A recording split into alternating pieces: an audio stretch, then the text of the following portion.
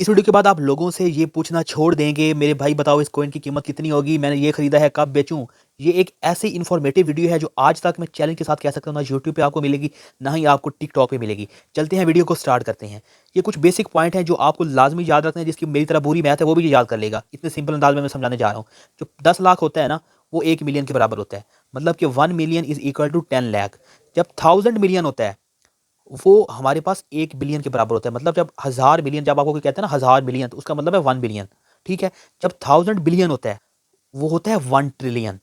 ठीक है। तो आपने इन 3 पॉइंट्स को माइंड में रखना है। और जो सबसे ज्यादा इंपॉर्टेंट पॉइंट है वो 1000 मिलियन।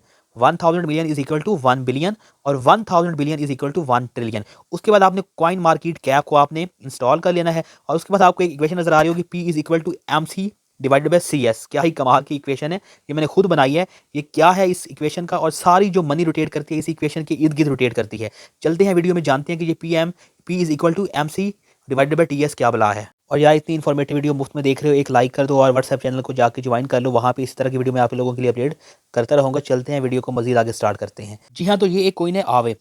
पी का मतलब, आप इक्वेशन को समझें तो पी का मतलब है प्राइस, मतलब कीमत क्या होगी।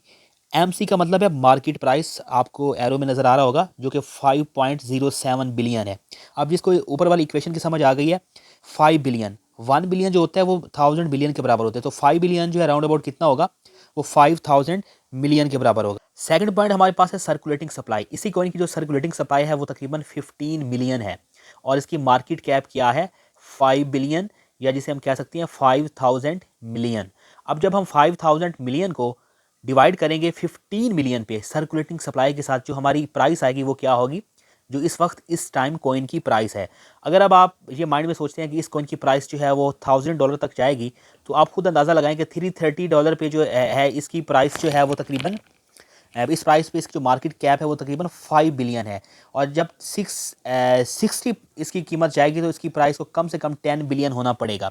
और अगर इसी तरह आप 330 और ऐड कर दें तो कम से कम भी इसकी 15 बिलियन, अगर इसकी मार्केट कैप 15 बिलियन होगी, तो इस कॉइन की प्राइस पॉसिबल है कि वो $1000 को क्रॉस कर जाए। और ये मोस्ट प्रोबेबली कि शायद कि इस कॉइन की जो प्राइस है वो इसको क्रॉस कर सकते। तो आपने 200 कॉइन्स में से आपने किस तरह 10x 20x जेम फाइंड करनी है, आपको मैंने तरीका बता दिया। आपने वो कॉइन देखनी है जिनकी सर्कुलेटिंग सप्लाई जो है वो कम से कम जो है 10 मिलियन, 20 मिलियन या 500 मिलियन से कम होनी चाहिए। और उनका जो मार्केट कैप है वो बिलियन तो बिल्कुल नहीं होना चाहिए, वो भी तकरीबन 100 मिलियन से कम होना चाहिए, या राउंड अबाउट जितना भी ज़्यादा हो जाए वो 200 मिलियन से ज़्यादा नहीं होना चाहिए। ये वो कॉइन होंगे जो AI और रॉ के होंगे। आपने हमेशा उन्हीं में इन्वेस्ट करना है और अपनी रिसर्च को लाजमी करना है। ये एक तरीका था, छोटा सा मेथड था, जिससे आप ये जान सकते हैं कि इस कॉइन की कीमत जो है या किसी भी कॉइन की कीमत वो कितनी ऊपर जा सकती है।